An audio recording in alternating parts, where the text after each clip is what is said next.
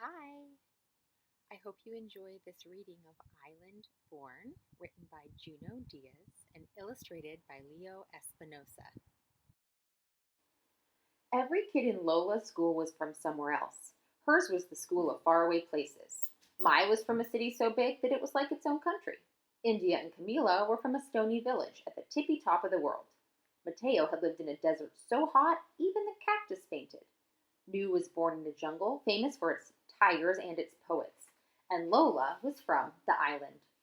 So when her teacher, Miss Obi, told the class, "Please draw a picture of the country you are originally from, your first country, and bring it in tomorrow," everyone got super excited. "I'm going to put in pyramids," said Dahlia. "And I'll draw a canal this long," Franklin said. "There's going to be a mongoose in mine," Nelson yelled. Nelson always yelled. Everyone was talking about their drawings, everyone but Lola. Lola, you see, loved to draw, but she had left the island when she was just a baby, so she didn't remember any of it. Lola raised her hand. She hated raising her hand almost as much as she hated Nelson's yelling. "Miss, what if you don't remember where you're from? What if you left before you could start remembering?" "No problema," Miss Obi said. "Are there people around you who do remember?" "Like my whole neighborhood," Lola said. "And they're always talking about the island." "Well then," Miss Obi started, "maybe—" Lola finished her sentence. "I should talk to everyone who does remember. I should draw from their memories." "That's a very good plan, Lola," Miss Obi said with a smile. Lola started feeling better about the assignment, but then she saw all the other kids chatting excitedly about what they were going to draw, and it made her feel sad. Everybody was remembering their first home. Even Nelson, who forgot everything. Nelson even forgot his last name once for like an hour. Lola had always wanted to remember the island, but no matter how hard she tried, she never could. It was like a familiar word just at the tip of your tongue, but instead of a word, this was an entire world. Lola closed her eyes and tried to recall anything about the island, but nothing came up. She kept trying all through the school day. To help her focus, she put her fingers on the sides of her head, like her abuela's psychic sometimes did. "Are you okay?" her cousin Leticia asked as they walked home from school together. "I have to draw a picture of the island," Lola explained. "But I was just a baby when we left. Prima, you have to help me." "I don't remember a lot either, except for the bats. They were as big as blankets, and they used to chase me at night." "Blanket bats?" Lola pulled out her notebook and began to sketch. Leticia stopped Mrs. Bernard, who always sold them crispy empanadas after school. "Mrs. Bernard, what do you remember most about the island?" "Why, the music, of course. The whole country is like the inside of a guitarra, like the inside of a drum." "You mean like our neighborhood," Lola said. The neighborhood had so much music it was like a radio with the dial broken off. "On the island there is even more music. There's more music than air, and everyone is always dancing. Even in their sleep people dance." "Sleep dancing," Lola sketched. Leticia led Lola into the barber shop that her brother Jonathan owned.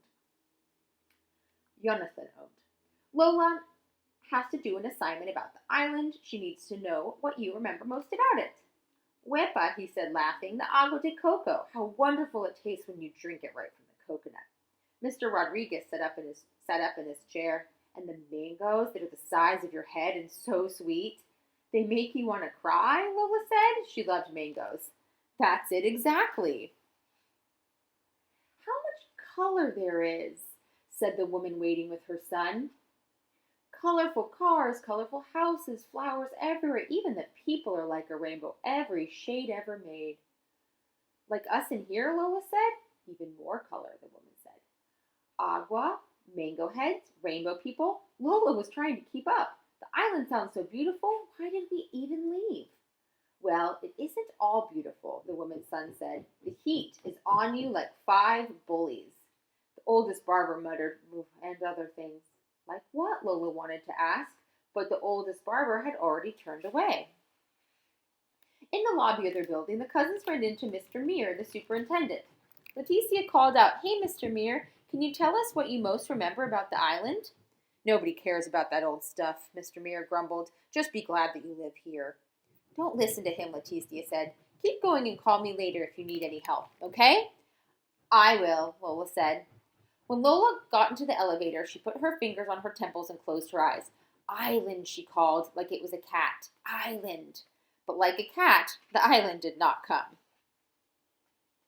At home, Lola found her abuela at the kitchen table trying to finish a puzzle. Abuela loved puzzles. Abuela, I'm supposed to draw a picture of the island for school, but I don't remember it. Why don't I remember it? Hija, you were just a baby when you left, but the other kids remember. Just because you don't remember a place doesn't mean it's not in you. Will you tell me what you remember most? Lola asked. Of course. What I remember most is the beaches. Hija, our beaches are poetry. You know when you hear your favorite poem? That's how it is to be on our beaches. Fish jump from the waves into your lap, and at sunset, sometimes the dolphins will come out of the water to bow good night. And up north, where I'm from, there are even whales in the surf. Beach poetry, dolphins, surfing, whales, Lola sketched as fast as she could. Lola's mother stuck her head in from the kitchen. Hija, what I remember most is the hurricane that hit the island right after you were born. Like the biggest, baddest wolf of all. It huffed and it puffed and it blew thousands of houses into the sky. Where were we? Lola asked, her eyes wide. We were hiding under the bed is where we were, Abuela said. That's right, her mother said. And you know what? You never cried once. You were such a brave little girl. I wish I could remember that, Lola sighed. Well, it happened, her mom said. You might not remember the island, but it remembers you.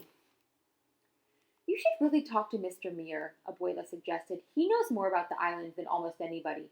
We tried asking him, Lola said, but he didn't want to help. Mr. Muir can be a little grouchy sometimes. Let me talk to Mrs. Muir. I bet we can get him to help. Abuela called downstairs and shouted at Mrs. Muir, who then shouted at Mr. Muir. The old people are always shouting at each other. That's how they talked. Maybe Nelson was an old person in training. Go on down, Abuela said. Mr. Muir said he would try to help.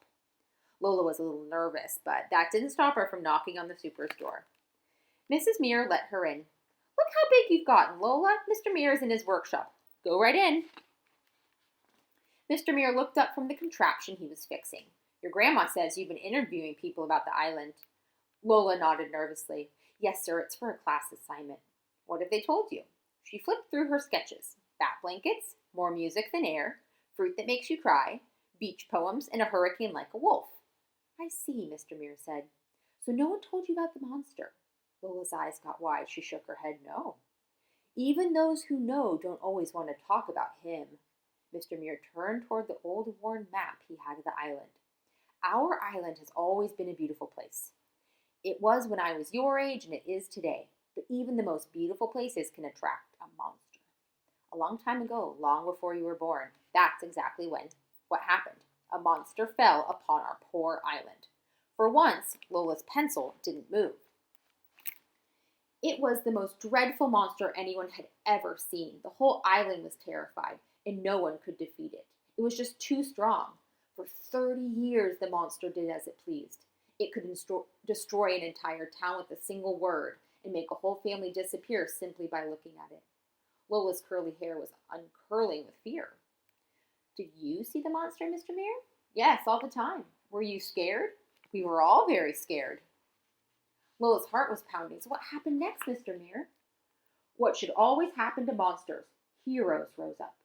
Strong, smart young women, just like you, Lola. And a few smart young men, too. They got tired of being afraid and fought the monster. What a titanic battle that was. The whole island shook from their struggle. The monster tried all of its evil tricks, but in the end, the heroes found the monster's weakness and banished it forever. Wow, Lola whispered. What happened to the heroes? No one knows, really. It was so long ago. Mr. Muir took off his glasses and sighed. Anyways, you should get back upstairs. It's getting close to dinner time.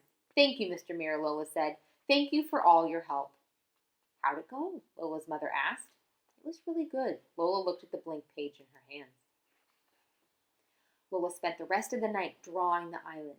She started out with one page, but she needed more room, so she added another page, and then another, and soon she had a book. She worked through dinner, and she worked in bed, and was just finishing the last touches on the cover when her abuela came in to check on her. Abuela picked up the drawing of the final battle. She got really still. Abuela, do you know about the monster? Of course, Hija. Why do you think so many of us are here in the north? Lola put her arms around her abuela. You must have been so scared. Sometimes we were, her abuela whispered, but we were also brave. The next day it snowed. Lola put on her scarf and boots and stuffed her assignment under her coat. Goodbye, Abuela. Goodbye, Mommy. Goodbye, Iha, they both called. Good luck. Mr. Mir was pushing garbage cans against the curb. Thank you, Mr. Mir, slayer of monsters. He laughed. Good luck, Lola, daughter of heroes. In class, all the students were buzzing about their pictures. Nelson's mother had baked cupcakes for everyone, so it was like a little party. Miss Obie hung the drawings on the wall. Now our classroom has windows, she said. Anytime you want to look at another's first homes, all you have to do is look out the windows. Then Miss Obie reached Lola's desk. So, how did it go, Lola? Were you able to remember anything? I tried really, really hard, but nothing came, and that made me feel bad. But then I realized that I don't have to feel bad because even if I'd never set foot on the island, it doesn't matter. The island is me. Nelson snorted. That is so corny. It is not. Nelson, be nice, Miss Obie said. She and the other students gathered around Lola's desk. Nelson made sure to get real close so he could see everything. Lola suddenly got nervous. Go ahead, Lola, show us. Okay, Lola said, taking a deep breath. She opened her book. And out burst the island.